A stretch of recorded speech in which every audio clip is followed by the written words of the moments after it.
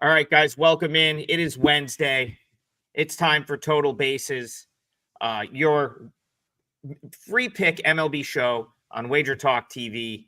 I am here for probably about a quarter of the show today. I've got one of those doctor's appointments that you just can't reschedule. You guys ever go to the doctor and it's like, or you're trying to make an appointment and they're like, well, they can get you in at 10 a.m. tomorrow.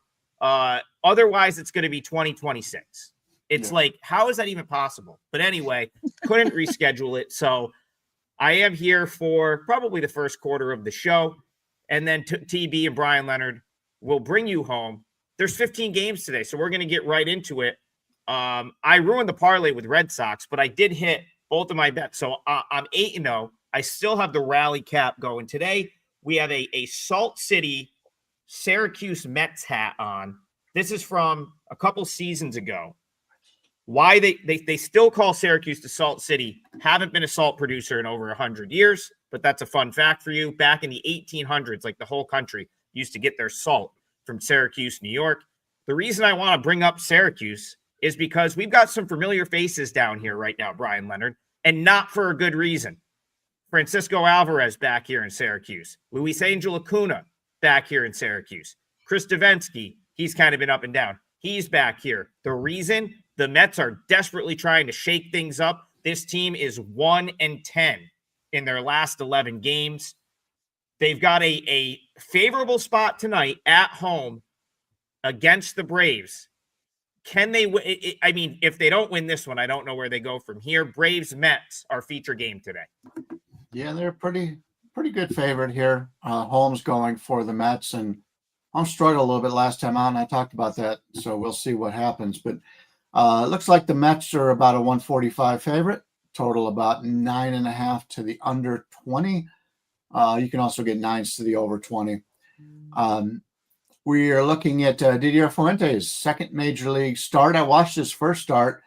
Overall, he was pretty good. As the game went on and the batters got a second or third look at him, he wasn't quite as good as you would expect. His numbers were ugly. 7.20 ERA, 7.26 expected, 1.40 whip, but he pitched much better than that. Fastball velocity, 80th percentile, extension, 76th percentile. He doesn't walk many batters, 4.5% walk rate. Only problem is his strikeout rate was only 13.6, so a 9.1 overall. But once again, it was his first start in Major League Baseball. Going up against Clay Holmes, and Clay Holmes has got some pretty nice numbers out there overall. 3.04 ERA, 3.95 expected, so a little bit lucky there. 1.23 whip. The only thing you're really good at is his ground ball rate in the 90th percentile. This ballpark is more of a pitcher's park anyway, so there's not as many home runs in this park as some others. So what he's good at is probably something you would want more on the road in like a Cincinnati or a Colorado or a good place for home runs, that kind of thing, Arizona.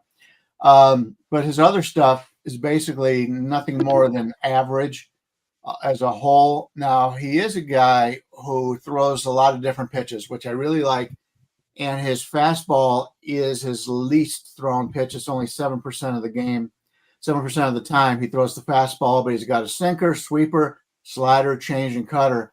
A lot of good pitches here, which is probably why he wanted to be a starter. You don't find too many closers or late inning relievers that have 6 pitches. And so he's going to be a good starter once his body is used to it. Now keep in mind, the last 2 years, he threw 63 in 63 innings. This year, he's already at 83, and we're about the halfway mark of the season. So as the year goes on, you may be able to find opportunities to bet against him. He has not been nearly as impressive as he was early on, so he's slowly fading in that regard. So we've got a Mets team who is desperate for a victory with a pitcher who is not quite what they used to be against an Atlanta team who's playing pretty good baseball, and they've got a young guy who I think is better than what his numbers show. That said, the Mets are a little bit shorthanded. They've had some injuries. Obviously, their catcher is gone, and they've got some infielders that have been out. So I'm not going to play this game You would prefer to play the Mets, but I think the line's higher. It opened 135, so it's been bet up. So it's out of my price range at this point. Yeah, the way I look at this, just numbers, straight up numbers, Atlanta seems to be favored in the batting. Huge favorite in the batting, actually. The Mets rank quite low in batting. They're not really performing well this week, where the Braves are average. Bullpen-wise, Braves, another big advantage here. The Mets bullpen is starting to come back, but I had them ranked really low a couple days ago. Now they're climbing a little bit. So we got an X factor in Didier. I don't like to put money on X factors, so I'm going to kind of completely ignore him. What I know about Clay Holmes, 7-4, and the Mets are a really good home team. So I'm probably not going to bet against the Mets, but my numbers tell me that Atlanta hits better and they have the better bullpen. So to me, this is kind of a deadlock game, so I am not going to bet it. All right, so a couple things here for me. First thing, I want to make a point. I forget who brought it up in the chat. This was probably about a month ago. There was a very similar game. It featured this Braves team. They were playing a game against the Brewers. I believe they had lost 7 straight, and they came out, I think, right around that same minus 135, minus 140 range. What ended up minus 150, minus 155. We had the conversation on the show, like, are the books kind of begging for Braves action? And it was an interesting conversation. I think some of the chat was basically like, kind of like sniffed it out, right? Like, oh, like the Mets have lost 10 of 11. They've lost all these games, yet they're minus 145 favorites here. I feel like this is a very similar game. If you remember that game, the Braves won easily, snapped their 7-game win streak. I kind of think the Mets are going to do that here. I talked about Fuentes ahead of his debut, and I think he's got a chance. Again, I don't understand why the Braves do this at times. They did this with AJ Smith-Jobber, where they're like, it's like they have a bunch of they have other options, but they're like, let's take the 19-year-old, in this case, a kid that turned 20 like a week or two ago. Let's take him, and we're just going to like throw him into the fire and see if it'll work. I agree with Bryan. He's got good stuff, but he hasn't had that much time at AA, and he had almost no time at AAA, and the time at AA was very hit or miss. So yeah, like, listen, a lot of these guys have good stuff. Having good stuff in the big leagues, being able to command it and then not have the slip up where you have the crooked number, bad inning. I believe that's kind of what happened to him against the Marlins, where he was pitching well and then he kind of got into trouble and had one inning that eventually, I believe, cost him that game. That's difficult. And he's now on the road here against a Mets team that is so desperate. They have to win this game. I like the shakeup that I mentioned. I think they needed to do that. Alvarez was totally lost at the plate. Had to get him out of there. Acuna wasn't getting every day at bats. Get him out of there. I think the shakeup is probably good. I think you guys are going to see a Mets win streak in the future. Will this game start it? My gut says yes. This will be my parlay leg, Mets money line, whatever it is. I agree with Bryan. I think this has moved off of the point where I'd want to play it straight. But from a parlay standpoint, yeah, I'll take minus 145 in the parlay. I truly believe this is where the Mets win. And like one of the guys in the chat, guys or gals in the chat, says Mets win just because. It does kind of feel like that spot where it's just like the books are already beating you to the pricing. Like they think this is where it ends for the Mets. They're going to try to do anything they can to get some Braves money here. And I think it's not going to matter. So Mets is Mets money line. Sean says, is this a 5% play? No, it's not even a client play. I wouldn't take a team minus 145, minus 150 as a client play that's struggling like that just because of the price point. If Mets were minus 110, it'd be a client play all day. At minus 145, I still like them to win, but I'd rather just have it in the parlay. It will be my parlay leg. Guys, the chat is losing their minds that Skeens versus Mizorowski was not the feature game. Listen, shelf life is a thing for us. We got to have that night game as the feature to make sure that people are still watching the show after the day games go off. So we'll make it feature game number 2. Of course, we have to talk about Brewers, Pirates. of the best young arms in the game right now. It's going to be a tremendous watch, and it's one of the only 3 or 4 day games on the slate today. So right over to Bryan Leonard, Pirates, Brewers. Even if you're not betting this one, it's one you got to have on your TV. Yes, it is. In fact, I think I'm actually going to go out to a casino and watch it with the group, just because it's such a big game. Everybody's excited about this. When was the last time somebody got this excited about the Brewers and the Pirates baseball game? Skeens comes in 1.85 ERA, 2.46 expected. As expected last year was higher too, so he's been able to outperform his advanced stats. 0.88 WHIP. All you see on his Statcast page is red. The least good performance spot would be his hard hit percentage at 56%, but that's still better than average. But we know what Skins can do. He's just a tremendous pitcher. He's gone 16 starts, 102 innings. Last year he threw 133, and he still had all those in the minor leagues that he was pitching for a long time. If you remember, they held him out as long as they could and brought him back. But he's a hell of a pitcher, and we're going to see a really good ball game out of him. Milwaukee obviously has a better hitting team. This is a team I really like. A lot of people from the chat and from others that talk about, they don't really like the Brewers, but Mizrachi now 2-0, 1.64 ERA, 1.84 expected, 0.55 WHIP. This is a guy right now. He's got a 10.8% walk rate, which we knew already because he's such a hard thrower that obviously you're going to see a lot of walks, a lot of strikeouts. His strikeout minus walk ratio looks to be about 18.9 right now, and he's only thrown 2 games in the major leagues. Those 2 games were against the St. Louis Cardinals and the Minnesota Twins. So two teams that are pretty average when it comes to hitting, and today he gets to take on one of the worst teams in Major League Baseball offensively. The line we're looking at right now is basically a pick 'em either way, and the line it opens 7 to the under 20. I'm even seeing some 6.5s to the over 25 right now. I have more faith in Skeens because he's done it longer. But the Milwaukee hitters are better than the Pittsburgh hitters. So I'm not going to play this game, but sure as hell going to watch it. I'm excited to watch this one.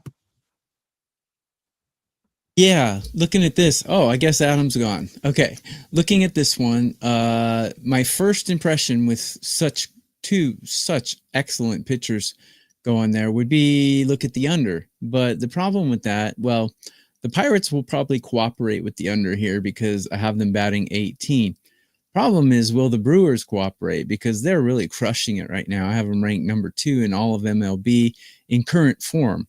So it doesn't mean that that's how good they are, but currently they sure are crushing it. So can Skeens hold the hot bats down? Yeah, probably. My way to go on this, and both bullpens really mediocre. I have them both ranked basically 15 right now in current form. So my inclination would be to do the first 5 under. I just took a look at Pinnacle and it's 3. The 3 is too low, even with Skeens and Mizrachi. So if you could get a 3.5, or if you could get a 4, I definitely would go under. So if you have a book that alts it to the under, I certainly would look at that. That definitely would be a nice play, in my opinion. 2 great pitchers. I mean, Mizrachi's sample size is a little small, but that doesn't bother me because I've watched him and he's got really electric stuff. The problem is when you have a sample size that small, you tend to have a clunker here and there. So will he have a clunker today? I don't know. Brewers are red hot, so it's a little dangerous, but yeah, I would look at an under in this one. That would be my inclination. Let's take a look at, let's see. Do you want to look at the early game, Bryan, the Diamondbacks and White Sox? Sure. Yeah. So Diamondbacks, White Sox, we got Zach Gallen going against Sean Burke. Now, Gallen, a little bit of a bloated ERA there, but the Diamondbacks have handled this team 2 times in a row. You think they can make it 3? Let's hear your analysis on this one.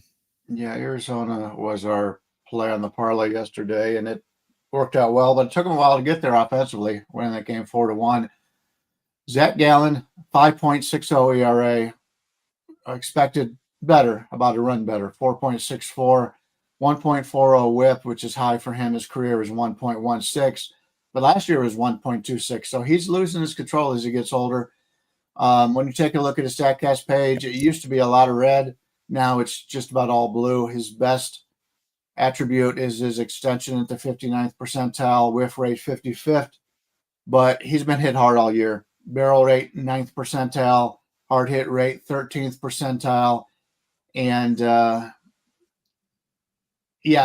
it's tough to lay him as a favorite when he's pitching because of so many walks, so many of fly balls. Sean Burke, his extension is great, 92nd percentile, average exit velocity 71st percentile, 4.50 ERA, 5.29 expected. So he's been fortunate so far. 1.42 whip, which is very high. His average exit velocity, 71st percentile, not bad, but all of his other numbers, expected ERA, 9th, ground ball percent, 12th, barrel percent, 13th. So these are two pitchers who can be hit here. Now, the problem you have is the White Sox offense has been struggling a little bit. They're a little bit better than they were earlier in the season, but it's still not a team I'm looking to back. Arizona's got good hitters, but their best hitter is out of the lineup right now. He's been hurt, and so they're missing a key player. So normally I'd look to play this game over. It's sitting there at 8.5 right now. Arizona's about a 140 favorite. Don't know if I can trust either one of these teams here. And without Chicago hitting well and Arizona's best player not being there, I think I will pass on this early game. The Diamondbacks certainly have resurrected their power hitting from earlier in the season. They dipped down and now they're kind of back on an upward trend. Their bullpen is really performing well right now. But when I look at the Chicago White Sox, man, they can't hit their way out of a wet paper bag, it seems. I got them ranked 28th in hitting, and I got their bullpen ranked 22nd. So whenever I see something like that, I lean towards the Diamondbacks, but after winning 2 in a row, teams tend to, I know you don't want to think like this, but teams do tend to take their foot off the pedal a little bit because they already got the series in the bag. So also missing their best player. Man, that was so horrible. Marte getting heckled with his dead mom and stuff. He started crying. That was just horrible stuff. Chicago fans, man, I was at Comiskey Park for the Disco Sucks riot in 1978. So I know Chicago White Sox fans can be horrible. But anyways, I probably won't take the Diamondbacks here because I don't trust Gallen, first of all. And second of all, these guys are human. They got the series in the bag already. They're not going to go gung-ho, and that's probably why they're resting their best player. So maybe Diamondbacks over, team total over might be a play because I'm not a big Burke fan, and that bullpen is just so bad for the White Sox. Either Diamondbacks team total over or White Sox team total under, maybe, but no official plays on this one for me. So next game I would like to take a look at will be the Nationals and Padres because we got a really nice pitching matchup here. 2 really solid pitchers with Mackenzie Gore going against Nick Pivetta. Padres, Pivetta is 7-2. Gore is 3-7, but Gore is actually performing better than Pivetta in my opinion. How do you see this one, Brian? Yeah, Gore's just not getting any offensive production when he pitches.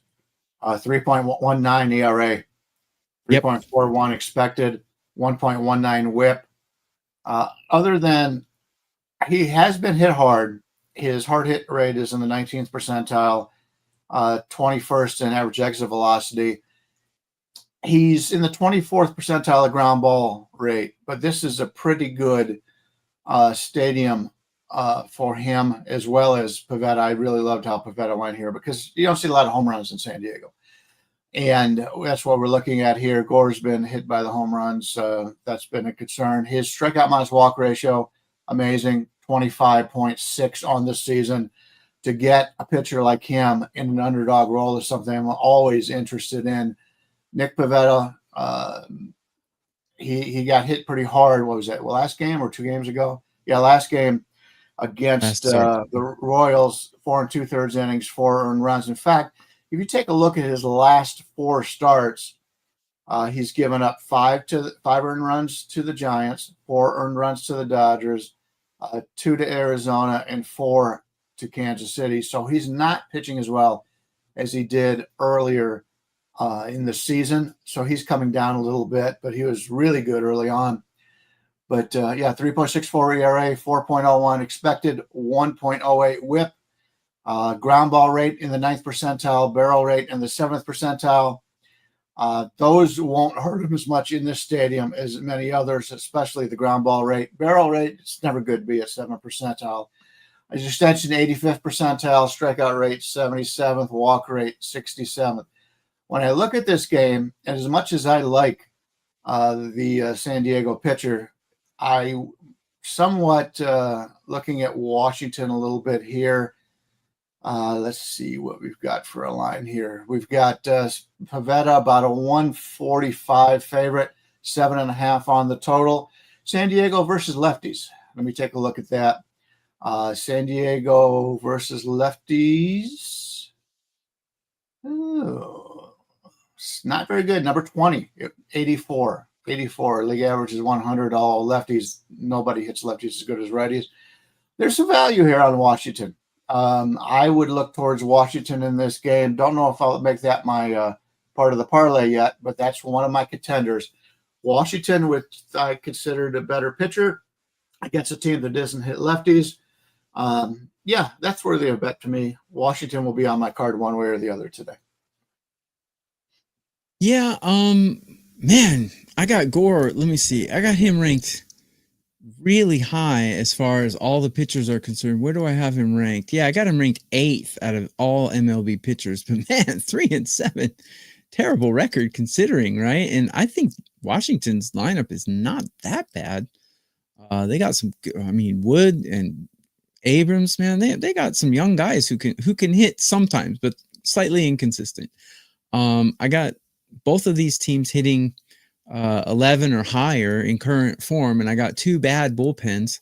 So, let me rephrase that. 2 bullpens that aren't performing real well right now.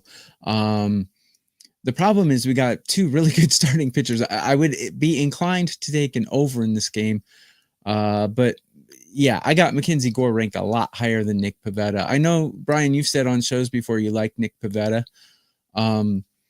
I do too. Very reliable, not flashy at all, but very reliable.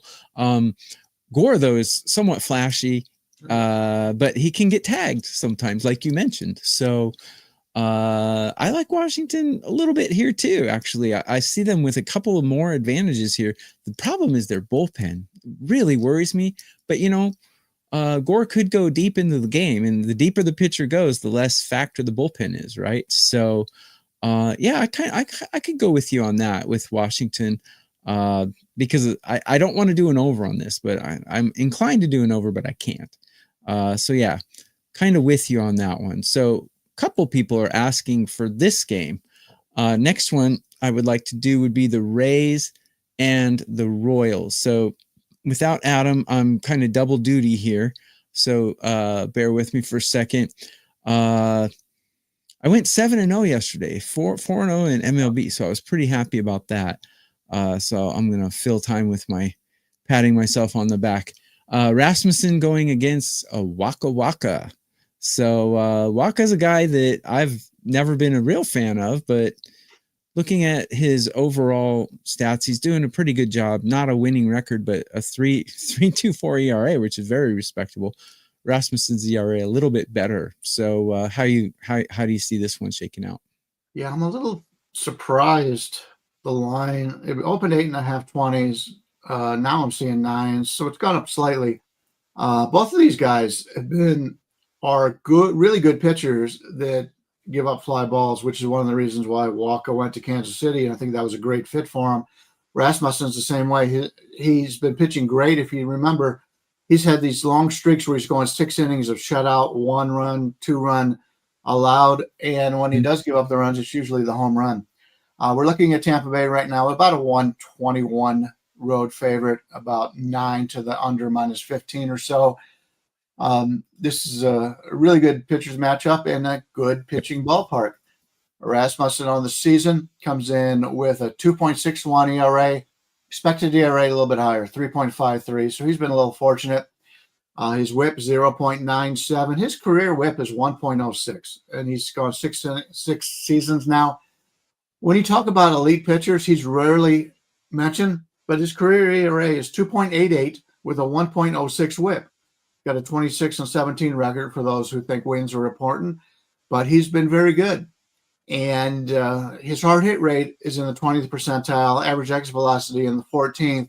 So he is getting hit in that regard, but he's a very good ground ball pitcher, 83rd percentile, barrel rate, 84th percentile, walk rate, 83rd percentile, strikeout minus walk rate, 16.1. And we're looking for guys that are 16 or better to put our money on for the most part. So he's been pretty good here, and he's going to be in a ballpark, doesn't give up a lot of home runs. His ground ball rate's good, so it doesn't have that kind of effect, but it does for Waka.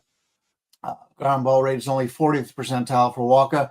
Chase rate only 29th percentile, whiff rate 21st, strikeout rate 23rd. What he is good at is his extension, 74th, hard hit rate 92nd, barrel 72, walk rate 78, and exit velocity 90. So he's keeping the opposition off balance. Now, when they do hit him, they've been hitting him pretty good, but not nearly as good as what you would think for his offerings. He's not a guy that's going to blow you away with his four-seamer, but it is his most popular pitch, and he does have 6 pitches he throws. So he keeps everybody a little bit off balance. I like that.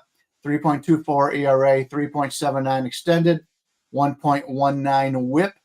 I like both these pitchers in this game here, and we're looking at a total of 9. I kind of like the under here. We've seen Tampa Bay be very inconsistent offensively. I do like this offense, but there's games where they get shut out one game. The next game they score 14, then they get shut out, they score 12. Very consistent because they got a lot of younger guys on this team. And right. I got to say, Diaz at first base, he's been on fire lately. He's hitting the hell out of the ball 2 times in a row yesterday, about 111 miles an hour, 113 miles an hour. So he's heating up a little bit for them. But Kansas City's offense has been overall very disappointing this year. I'm going to take a look at the under between Tampa Bay and Kansas City. Yeah, I can't argue with you. My numbers favor Tampa Bay in almost every category here, but when I look at the direct matchups between starters and the batters they're facing, both of these pitchers, excellent numbers. Let me check the sample size. Yeah, Rasmussen's sample size a little bit small. It's only 36 at bats. Waka's sample size only 37, but that's almost 2 games worth. So I can trust 30. I'd rather see it over 50, but still great performances against these batters. We got 2 bullpens that are performing pretty solidly. Tampa Bay's slightly higher.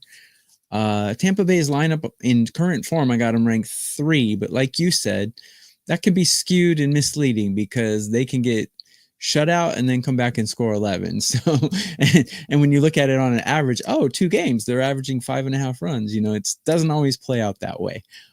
So I would have to agree with you on the under here because I'm not a huge Waka fan, but he's been performing well lately. He's not getting the wins, but like we've discussed in past shows, wins mean pretty much nothing as far as how good a pitcher is. So yeah, I kind of agree with you. I might look at an under if it's 9 in this one. Both bullpens, neither bullpen is like barf bullpens. I mean, they're both pretty good, above average bullpens. So yeah, I would kind of agree with you. You could take an under and just pray that Tampa Bay doesn't put up a 9 burger here in this game. But yeah, I kind of would agree with the under. Next game I think we would like to look at, because all of you are commenting basically on this, would be the Cubs and Cardinals. So we got Boyd, the ex-Tiger, 6-3 with a 2.84 ERA. Bryan and I fully agree that ERA is not the tell-all stat for pitchers, but if you have a ton of starts and 9 decisions and your ERA is under 3 in today's MLB, that's respectable. Eric Fetty, previous KBO pitcher, going for the Cardinals here. He's 3-6 with a 3.54 ERA. So do you have any thoughts on this one? Yeah, Boyd comes in as the favorite in this one. They're about a 133 road favorite. The Cubs are, with a total of 9 to the under, about minus 120. Big Matthew Boyd fan. Really liked the big comeback he had last year in Cleveland. He comes in with a 2.84 ERA, 3.56 expected, 1.14 WHIP. He's not a very good ground ball pitcher, only in the 22nd percentile. This is a pretty middle of the road hitting environment here. His extension 40%, fastball velocity 28th. But he's very good. Well, he doesn't walk anybody. 80th percentile. He only walks 6.1% batters. League average is 8.4. So his walk rate is very good. Average exit velocity 74, chase 71, 69 on the hard hit rate. All pretty good numbers. Not elite numbers, but all pretty good numbers. Last time out for Boyd, he gave up 2 runs in 5 innings to the Mariners. Before that, 1 run in 6 innings to the Pirates. 1 run, 6 innings to the Phillies, 2 runs, 7 innings to Washington, 0 runs and 6 innings to Colorado. Now, he hasn't played the best hitters out there. Mariners probably the best hitting team he has faced other than the Phillies, but he's done very well. And a lot of red on his StatCast page, and I like that.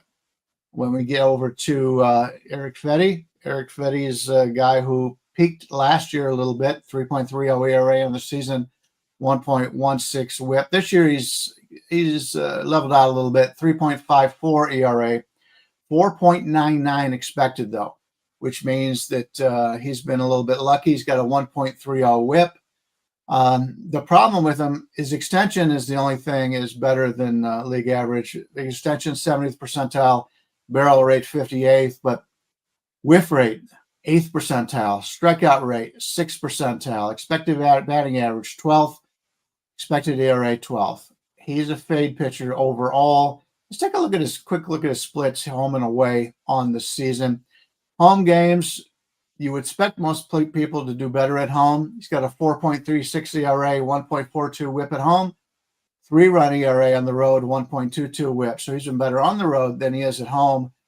In this price range where it is right now, I think there's some value here on the Cubs. Let's take a look at how St. Louis has done versus lefties on the season. They're 12th in Major League Baseball with a 97, so slightly better than average against lefties. That said, if I had to play this game, and I'll probably sit it out, I think there's a little bit of value on Boyd. Let me take a quick look here at the first 5 and see if that helps us at all here. Chicago first 5, 130. Okay, I like that a little bit better. Chicago first 5 minus 130 is something I'm considering. Maybe I'll make that a free play or something to that effect, but it's something I'm taking a look at now. We'll see how it goes as the day goes on. Sounds good. Yeah, this is one of those games where I feel kind of gridlocked here because Cardinals are performing well. I mean, the batting is pretty even. Cubs dipped down a bit, but they're kind of finding their way back. Cardinals are crushing it pretty good. Cardinals have the better bullpen in current form right now. But I agree with you. I'm a Matthew Boyd fan. Liked him in Detroit, liked him in Cleveland, like him here. And I got him on a curve of 30. I got him ranked 8 right now. So he's in the top 1/3 of pitchers where Eric Fetty is not. He's ranked 20. Fetty walks too many guys. His walk to strikeout rate is almost 60%. So he's walking about 60% of the batters he strikes out. Boyd, like you mentioned, my numbers also exactly the same. Boyd it has great command, doesn't walk people. So, not walking people is a huge thing in Major League Baseball. If you can not walk people and you can strike them out, it means people are not getting on base and they're not making contact. So That's extremely good quality to have as a pitcher, to have a better strikeout rate to walk rate. And Boyd has that. So I kind of agree with you, but I'm going to stay off this game because I have these teams pretty evenly matched. And I have a feeling the Cubs are going to break out of this hitting funk very soon and just kind of explode here. Yeah, backed up with Boyd. I might go with Cubs here, but I'm not probably going to pull the trigger on that one. I'd like to, but I'm not, because I still have the Cardinals performing better than the Cubs in a couple of areas here. So I just don't trust it. But yeah, great analysis. Do you have any plays out today yet, Bryan, or you just woke up? Nothing as of yet. I've got a few I've got my mind on. I'll put them out after the show. But want to come into this fresh and discuss these and maybe pick your brain. And obviously I like to pick Trig's brain, but he's gone. So it's this. I've talked about this in the past, this bouncing the games off each other. I think we've got a lot of positive comments from the chat in the past about that too. They like that. And I've always been one, especially if everybody handicaps a little bit differently. We've done that in football where a guy's a numbers guy where he takes a look at trends and that kind of stuff. And if he agrees with something that the way I handicap compared to another guy who does the one-on-one, the offense, defense, the matchups, that kind of stuff, if all three of us would agree on a game, that's the kind of game that we've always had a lot of success with. So I do like to bounce this off of other people.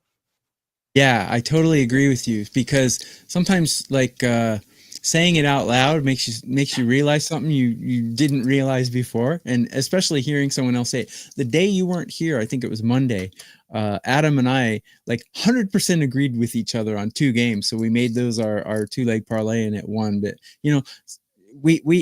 we say this many times on the show, but you, Adam, and I all have totally different angles of handicapping, but we all win and we all know baseball pretty well. So it's kind of cool. I like doing this show for my own benefit, actually, because you guys know a lot of areas that I never pay attention to, and it's really good to bounce it off. So it's interesting because I don't know if you do this, but when I do my write-up, sometimes I'll have a game that I like, and then I'll start writing it up, and then I go, wait a minute, I don't like this game.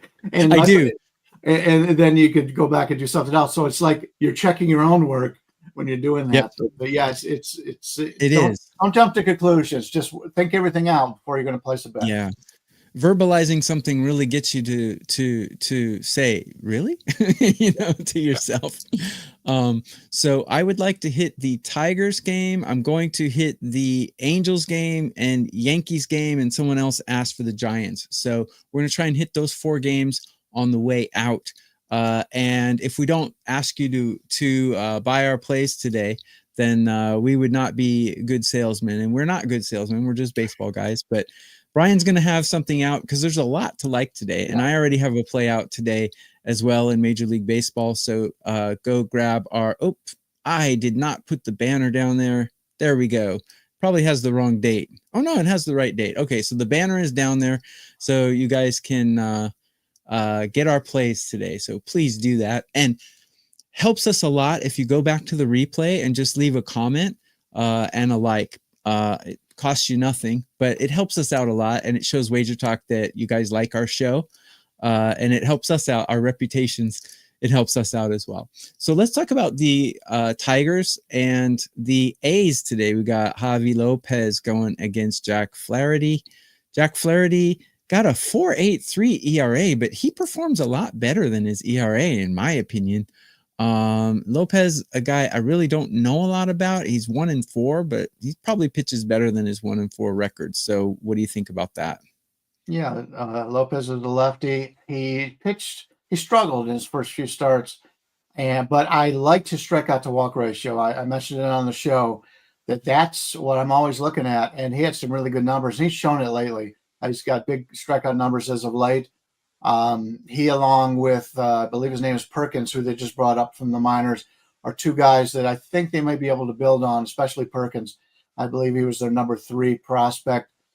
So the A's are starting to bring up some of those guys in the minors that are looking pretty good. And considering the Vegas Aviators are the AAA team, it's in the Pacific Coast Conference, a lot of high altitude ballparks out here, a lot of runs being scored. So if a guy looks good in AAA, he's going to look good in the majors for the most part. The game line's basically about 170 now for Flaherty at home. We're looking at about 8.5 to the under. So far for Jacob Lopez, a lot of red on his StatCast page. He comes in with a 4.25 ERA, 3.69 expected, 1.44 whip, still high. Last year, is only a limited. His first 2 years, 23 and 24, limited to less than 200 pitches. But he had a walk rate of 3.7 the first year, 15.2 last year. Obviously, that's the small sample sizes there. This year, it's 9.7, higher than league average, but he's still got a 29.7 strikeout rate. So he's got a 20.0 strikeout to walk ratio, and he's a sizable underdog here. That's something you don't see very often. His fastball velocity is only in the 7th percentile, ground ball rate, the 1st percentile. So he's definitely a fly ball pitcher. And in certain instances, that's really going to hurt him. We'll see how it goes here in this game. But 93rd percentile extension, 88th strikeout percentage, 84th whip percentage. I really like Jacob Lopez if he can keep the ball in the ballpark. This was traditionally, and I've been to Comerica Park before, a really nice park. I believe I was there the opening year when they came out. So I believe it's like 20 years that they've been around anyway. But Flaherty comes in 4.83 ERA, 4.12 expected, 1.21 whip. He's a guy that his ground ball rate is low, 15%, so he's more of a fly ball pitcher as well. Barrel rate, 15th percentile, hard hit, 27th. So he's gotten hit a little bit this year. Let's take a look at his splits, because I remember him pitching much better at home than on the road. Once again, we see it again this year. 3.74 ERA at home, 1.06 whip, 6.17 ERA on the road, 1.40 whip. So you got him in his preferred home ballpark. He's pitched very well here. This should be a very good ballpark for Lopez also, because it's not a huge fly ball ballpark. Let me take a look at here. I mentioned this website before, ballparkpal.com. They break down everything based on the weather in that game and the history and what's going on here. And looking at the Detroit Comerica Park, the wind looks like there's going from left to right. Home runs minus 13%, which is probably the second best park for a pitcher to not give up home runs in today, other than Oracle Park in San Francisco, which is minus 32. So this is a pretty good park for the pitchers. With these two guys going today, I kind of like this under. We're getting it, as I mentioned, 8.5 to the under, minus 15.20. Like the under here, I think both pitchers will dominate, and they're not well known to dominate, which gives us a chance to get them at 8.5 instead of getting them at 7 or 7.5. And if you've watched some of our guys, they'll talk about, Steve Merrill talks about the key numbers on totals 7, 9. So that's something that we don't have to deal with here. This game could end up at 7. It gives us a nice, easy winner here on the under 8.5. So at first glance, I like the Athletics and the Tigers under in this one. Okay. Let me give my thoughts on this. To give Bryan a head start on the next game, we're going to do Angels Red Sox next. But first, let me give my thoughts on this one. Flaherty, I got him ranked 20 out of 30 on a curve of 30. I know he's a better pitcher than that, but he's just not performing well. A little bit inconsistent, but that's how my numbers see it. I think Jacob Lopez, I got him ranked 12 out of 30. And he's probably not that good with a 1-4 record, but as we've discussed, records don't really mean that much. Is what means the stats that I use the most are whip and expected ERA. Those to me are telling of how a pitcher is actually performing. I use a lot of other stats as well, but those to me are the most important. Bullpen, Detroit has a big advantage, and batting, Detroit has a big advantage as far as I see it. But I like Oakland's pitcher, or the A's pitcher here. better than Flaherty, but Flaherty is one of those veteran guys, and these veteran guys, man, they usually don't barf. They might have a bad game, but they usually don't barf. And Flaherty's one of those guys. It's rare you see him just have a horrible game. He might have a bad game, but it's rare you see him just have one of those where they pull him in the second inning because he gave up 9 runs. Very rare, in my opinion. So yeah, maybe an under here. A's are not hitting well. Both bullpens performing fairly well. So I wouldn't argue with your under. I probably won't play it, but I wouldn't argue with it.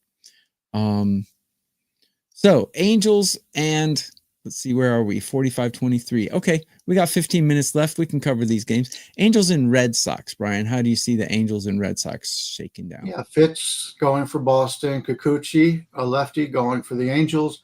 Angels are about a 125 favorite, total of about 8.5 over, minus 120. Fitz is a guy I like. He was pitching very well before he got hurt earlier this season and then missed time. Comes in with a 4.71 ERA, 5.61 expected, 1.29 whip. He's a better pitcher than that. I like him in that situation. Hasn't pitched a lot of innings this year, only 21, only 20.2 last year. But he's a guy I like. His numbers really hasn't really pitched enough for the numbers to stabilize yet, so not a lot to go on there. Kikuchi comes in, impressive 3.01 ERA, but his expected 4.52. Been very lucky so far, 1.43 whip. His extension is in the 78th percentile, then just about everything else is less than 50%. His game logs, last time out, a nice game, 7 innings, 2 earned runs against the Astros. Before that, 5.2, 3 earned runs against the Orioles, 7.10 against the A's. So he's been pitching a little bit better as of late, excuse me. But I kind of like Fitz here, and you could get him in the first 5 because I'm trying to avoid the bullpens here. Boston's bullpen and the Angels' bullpen have both been used a little bit, but I prefer the situation here with Boston. I am going to lean with Boston the first half in this game. We're looking at a total of plus 115 in this regard. So give me Boston here in the first half, and I am going to use that as my parlay piece. So let's go with Boston first half, and as I mentioned, plus what did I say? 115. 115. Boston first half plus 115. I have to run really quick. Something just came up. I'm not going to be able to finish it. Is that going to be okay with you? Yeah, I can do it. I can do the show myself. No problem. Okay. So you got mine. Yeah. You got Triggs. Finish it off. And let's get a nice winner here. Everybody, good luck today, and we'll speak to you soon. Take it easy, Brian. Thank you. Okay. I am solo now, guys. Like it or not. I love it. I went 7-0 yesterday, you guys. You can't hate that. But people still hating me after going 7-0 yesterday. Can you believe that? I'm plus 70 units in 2025. I'm number 1 in 2025. I was number 1 in 2024. I was number 1 2022 and 2021. People want to challenge me? Try it. So let me give my thoughts on, I don't really have a lot of thoughts on the Angels Red Sox game here. Bullpen wise, I think the Angels have a bit of an advantage, or I'm sorry. I think the Red Sox have a bit of an advantage. I have them ranked 8, where I have the Angels ranked 11. Neither team's hitting real well. I got Boston ranked 25th and I got the Angels ranked 18th. So 2 good bullpens and 2 lineups that aren't performing. My inclination would be an under, but I'm not going to play that. Kikuchi used to be on my chronic walkers list, but he's kind of taken himself off that list. He's had a couple games where he hasn't walked people too much. So I've taken him off the list. So I'm probably not going to play his walks for this game. Let me just note, since I'm all by myself and I can talk about anything I want, Gavin Williams is the biggest chronic walker in all of Major League Baseball. So go to your book, find out if you can get a Gavin Williams prop and take it, because he is the biggest chronic walker in all of MLB. And I believe they're playing the Giants today. The Giants walk more than anyone in MLB. So definitely take a Gavin Williams walk over. Even if it's 2.5, I would take it. But I would win to DraftKings. I think 2 or more walks, which means basically over 1.5 walks, was like minus 250 or minus 230. I know it's a steep price, but he's going to walk 2 guys. So put a small bet on that, even if it's minus 200. Let me read some of your comments. TB, man of the people. TB, the boss. TB, the man. Hey, thanks, guys. I appreciate it. Saturday, noon Eastern, I do a show all by myself where I share my screen and I open my spreadsheets and I go over all the games. I even include KBO and some Japanese baseball. So I'm going to be doing that. Oh, Gavin's playing against Toronto. Okay. Still, nevertheless, I still like his walks prop over 1.5. So yeah, on Saturday, noon Eastern, join me. And I'm going to give away some 5% plays. I'm going to do kind of a name that tune, because if you watched my show last week on Saturday, or you can see the replay, but when I share my screen, I have to click a few buttons and I kind of mumble to myself. So what I'm going to do is I'm going to hum some songs, some of my favorite songs. And the first people in the comments who name those songs, I'm going to give a 5% play to. So join me Saturday. It'll be fun little contest there. Ignore the haters. I don't have a lot of haters, actually. I've been number 1 at Wager Talk 4 of the last 5 years. But still, the people do come out of the woodwork and start hating for some odd reason. But yeah, I tend to ignore them, or I get pissed off at them. You saw my rant in a previous show. I went off. I don't do it often. I'm a pretty nice guy. But people said they want to hear about the Marlins and the Giants. And I'll do this game, and then I'm going to do the Yankees game. Hang on one second. We got Marlins, Giants, Cabrera, and Webb. Yes, this is a good one. So I have Webb ranked one of the highest pitchers in all of Major League Baseball. Bear with me. I've got to get the timestamp. It's 51:55. Okay. So I got Webb ranked one of the highest ranked pitchers in all of Major League Baseball. Where do I have him? I have Logan Webb ranked number 3 in all of Major League Baseball. Pretty high. But Cabrera, let's see where I have Cabrera ranked. Cabrera, I have him ranked a lot lower, but actually not as low as you would think. I don't like Cabrera. He walks too many people. I got him walking 40% of the batters he's striking out, where Webb is only walking 13% of the batters he's striking out, which is huge. I got Webb 3 out of 30 on a curve of 30. I got the Giants bullpen 10. Miami's bullpen's pretty good. So Miami's one of those teams that's kind of dangerous to bet against because they got a decent lineup, but although they're comprised of a bunch of people that nobody's ever heard of, they can come out and beat anyone on any day. I actually have a future on Miami to win less than 63 games. I don't think I'm going to win that. I think they're going to actually come out and win almost 70 games this season. So much for that future. But anyway, maybe a Miami team total in this one, under, because I have Miami hitting 18. Webb is just so good, and he's backed up by a really good bullpen. So Miami team total under would probably be the way I would go in this one if I had to play it. Probably not an official play yet. Webb's K's, Mackinson. Let me share with you guys what I have for Webb's strikeouts. One moment, please. I just did this before the show, but I don't have it memorized. So where's Webb? Where's Webb? Webb. The book has him at 6.5, and I have him at 6.54. So I do have him going over, but just barely. Striking out 7 is tough. So what I would recommend you to do, which is what I always do, is go see how he's performed against these batters and see if he's striking out more than 7 per 9 or more than 6 per 9.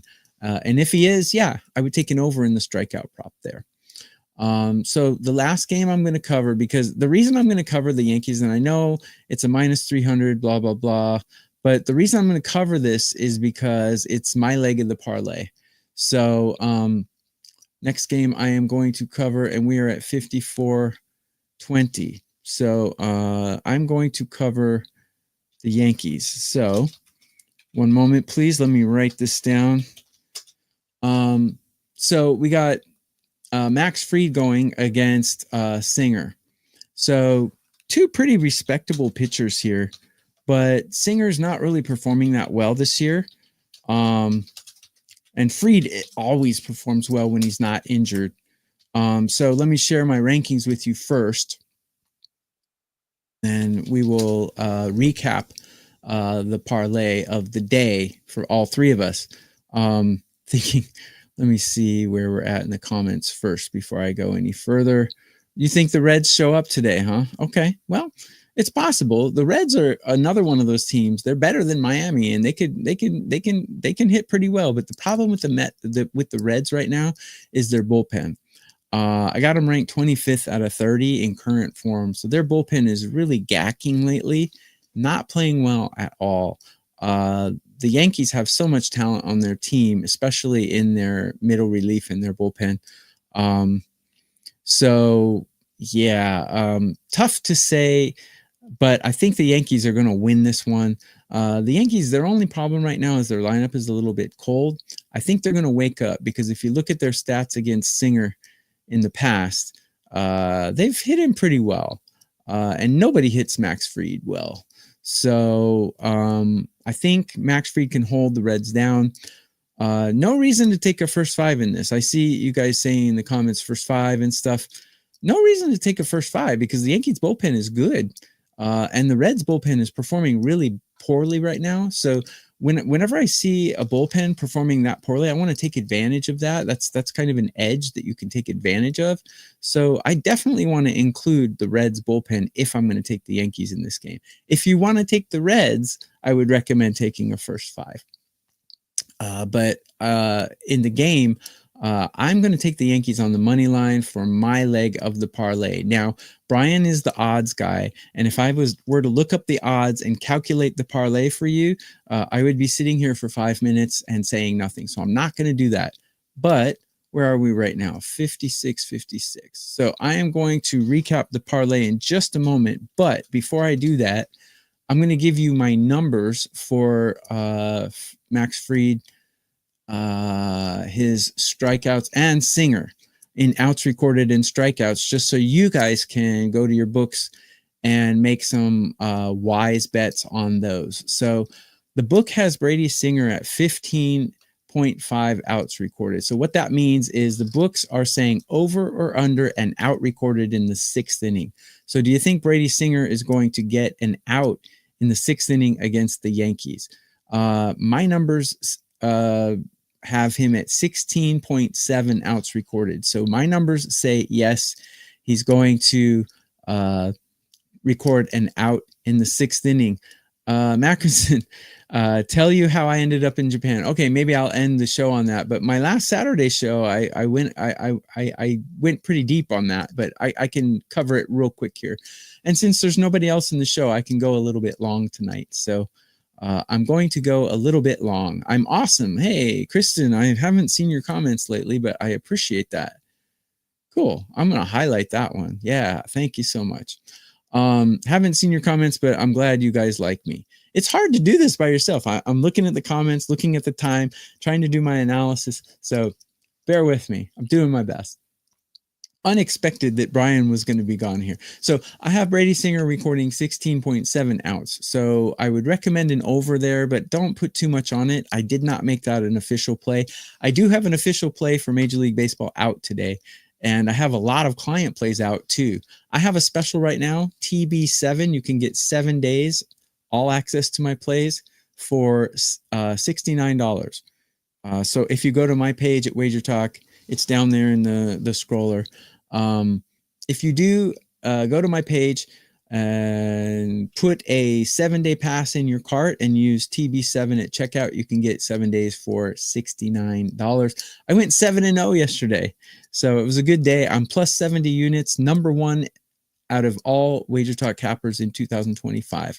So appreciate you guys, all the positive comments. I do appreciate it. So that's Brady Singer's outs recorded. Brady Singer's strikeouts. Hang on a second.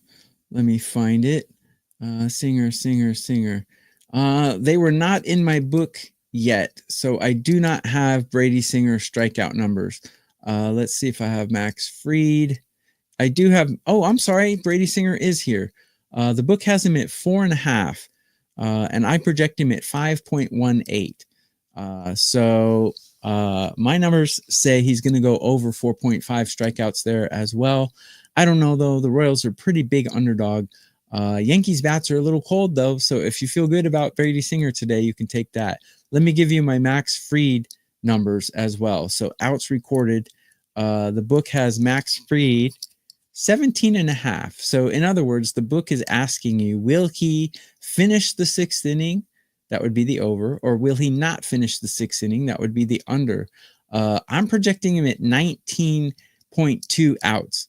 So I have Max Fried's outs recorded over 17.5 as a client play. I only put 2% on it, though, because it was minus 180. And by the time you guys go look at that, it might be up to 18.5. I would still take 18.5, actually. But 17.5 over, definitely for Max Fried. That's a client play. And Max Fried's strikeouts, let me give you that as well. The book has him at 5.5, and I'm projecting him at 5.97. So it's a little bit over 5.5. Not sure if I would bet it. I like his outs over a little bit better. But yeah, thank you, Danny. I appreciate it. Danny, you always comment a lot. I appreciate it. You got my early bird deal. Thank you very much. I appreciate that. I'm just trying to win for people, you know. Yeah, my Mexican baseball is going well, although it's not available on all books. Danny, if you can put in the comments, what book do you get the Mexican stuff on? Let me know, because I'm in Japan. I have to use a VPN to access your guys' books and stuff. On Saturday, Danny, I will go over how I do Mexican baseball, but today I don't think we have time to do that. But if you would tell me what book you use to get Mexican baseball, I would sincerely appreciate that. So, Bet 365, okay. Crook Book, never heard of that one. Okay, so a lot of offshores. Oh, Will, thank you so much for calculating the parlay for me. So let's see, we're at 1 hour and 2 minutes. So let me write that down. 0200. So parlay of the day. So here's a parlay of the day. And I did not research these numbers, but Will did it for me. So appreciate that. New York Yankees on the money line is my portion of the parlay. Mets money line is Adam's portion. And Bryan's portion is the Red Sox first 5 money line. So according to Will in the chat, you can get that for plus 411, thanks to Bryan's good odds. So maybe from book to book, it'll vary a little bit. But that should be the odds around that area. So the parlay of the day will be the Yankees money line, Mets money line. So New York, and Boston first 5 money line. So that's all for baseballs. A couple of you asked me to talk about why I'm in Japan. Well, I would really appreciate you guys going to the replay of this show, commenting and liking it. It'll help Wager Talk realize that baseball shows are the best in the world, and they'll let us keep going.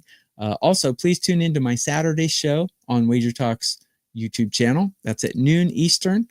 I will be giving away 5% plays if you can name the tune, and you guys know I like that heavy metal, so you know there's probably going to be some Iron Maiden, some Led Zeppelin, some Kiss going on in the Name Those Tunes. So come get a free 5% play for some of the people who comment and name those tunes.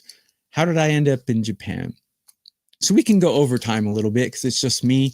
It's 11 p.m. on Wednesday night here in Japan. I know it's Wednesday morning out there on the west side of the globe. So I went to the University of Arizona in Tom Sawyer. Tom Sawyer is a good song, but it's hard to sing. So I went to the University of Arizona, and I was actually studying architecture at the beginning, and I wasn't very good at it. So I liked drawing and I liked building models and stuff. So I thought architecture, yeah. But actually, architecture is pretty intense. You got to study a lot of stuff, and obviously, I'm not a good study guy. So, but to study architecture, the University of Arizona forced us to learn a foreign language. Everyone in Arizona wants to learn Spanish because we're on the border with Mexico. But obviously, with 50,000 students at the University of Arizona, Spanish was full. So I couldn't study Spanish. So I asked them what's open, and they said Chinese or Japanese. So I was like, are you serious? I look at Chinese, I look at Japanese, and I'm like, you know what? Japanese looks easier. Chinese looked really hard to me. So I picked Japanese just on a whim. Ended up taking Japanese. My teacher said, oh my God, you're amazing at this. Please continue. Quit that architecture nonsense. At that time, I had enough credits to minor in architecture. So I majored in Japanese studies, which means I studied the language. I studied literature, Japanese literature, and I studied Japanese social studies / politics. So I ended up majoring in Japanese. And actually, one of my hobbies is Japanese literature. I have quite a few books. Let me share some with you. This is actually one that I'm reading right now. There's an author called Otsu Ichi. This is one of the books that I'm reading right now. Not quite through it yet. Kind of just started it. But Japanese literature I find to be very fascinating. So Japanese literature is actually one of my hobbies when I have time, especially on the off season. I do read it in Japanese because English translations sometimes are not very accurate. So anyways, that's how I ended up in Japan. So I did a exchange program. My university sent the top Japanese students to Japan for a summer, and I just loved it. And I ended up staying out here. And when you stay out here, your roots kind of grow. I ended up being a scout with one of the Major League Baseball teams, scouting Japanese baseball players. Funny story. Let's see. You just used my code to get my, let me see. Thank you very much, Kristen. I appreciate it. I am going to do my best to win you some money, Kristen. You and your fine gentleman there. Dinner's going to be on me, hopefully by the end of the week. Hopefully more than just dinner. Maybe I can make a payment on your car for you. TB just kept drawing curves and did not. Yes, that's pretty accurate. So anyways, so yeah, let me see. Hang on. Where was it? My Woman from Tokyo. Deep Purple. Yeah. Good song. Mackinson, which team did I scout for? I'm not allowed to say, but if you look at my, when baseball teams hire you, they hire you as a contract employee. I was not an actual full-time employee for the team. So they say you're not allowed to represent the team. So you cannot go on shows and say, hey, I'm a scout for so-and-so baseball team. You're not allowed to do that. It's specific in the contract. So I'm not allowed to say which team. But if you read my profile on wagertalk.com, if you go to experts and read my profile, you'll know which team it is for sure. So, kept drawing curves. Yes, I did keep drawing curves. Maybe I was drinking too much. Any U of A, University of Arizona alums out there, you will definitely know the Green Dolphin. I did spend almost every night at the Green Dolphin with my fake ID. So yeah, it was good times. We drove down to Nogales, Mexico, several weekends as well. It's only an hour and a half drive, and drank beer down there because the drinking age was 18. So, let me finish my story. So, I ended up doing a homestay program here in Japan, came out here for a summer, studied Japanese, stayed with a host family, great family. I'm still in contact with them. And then I went back to Arizona, graduated from the university, and then I decided to live in Japan for a while, lived with my, host family for another year or so until I got on my feet, got my own place, and the rest is history. So that's how I ended up in Japan. I gave you guys the long version. Show's going a little over today, but that's okay. It's just me, and nobody, no hard outs today or anything like that. I'm a true Renaissance man. Hey, thank you. I'm a man of the people. But yeah, I use my same data spreadsheets and data to do my capping. And on Saturday's show, I'm going to open up, I share my screen and I show you all my spreadsheets. I give you my hitting leaders, I give you my bullpen leaders, and I give you all my starting pitching rankings. You can take a screenshot of it. You can do your own capping by doing it that way. I'm probably the only guy at Wager Talk who opens up all his stuff and shares it with y'all. But I'm happy to do it. I mean, you know, I'm to me, yeah, making money is important, and getting you guys to buy my plays is important. But I think building trust with people, being transparent and building trust. You've noticed, I say I'm number one. I was number one in 2021, 2022, 2024, and 2025. It's true. I was number one in all 4 of those years, but you notice I don't mention 2023. It's because I had a horrible year in 2023. I was way under. I think I lost almost half a bankroll in 2023, but I've more than made up for it in the other 4 years that I've been number one. And in 2025, I'm plus 70. If you go plus 100, that means you have doubled the bankroll. If you started with $10,000, you now have $20,000 if you're plus 100 units. And I'm currently plus 70 units. So, yes, thank you, Danny. Danny, I should hire you as a promoter. You're promoting me great, man. I appreciate it. But yeah, KBO, I did not have any plays on KBO, and Japan is off today and tomorrow.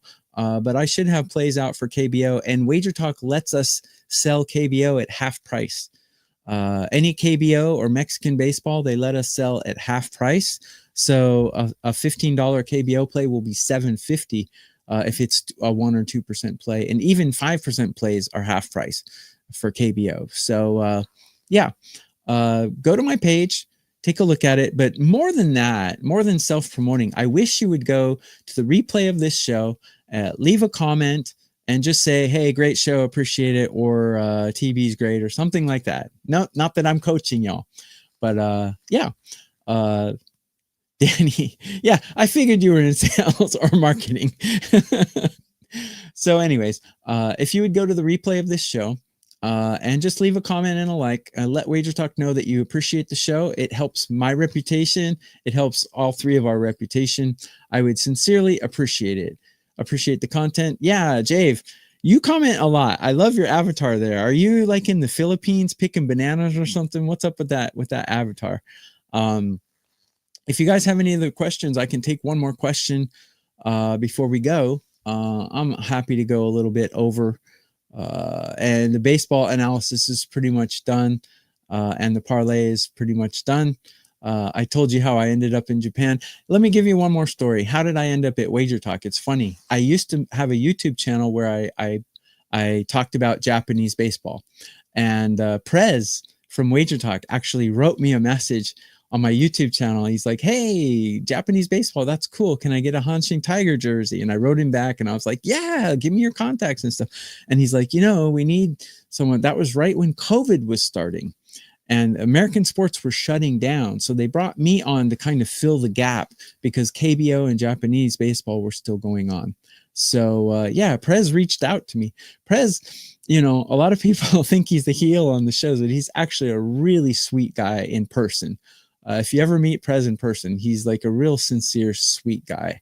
I know you might be surprised to hear that, but he is. Probably my best friend at Wager Talk, though, is Bryan, because Bryan and I are both heavy metal headbangers. Last year, I go to America usually once or twice a year. I'm actually going to go to the U.S. In September of this year, and probably I'll be in Arizona, but I'll probably go to Las Vegas. Bryan and I usually see a heavy metal concert together.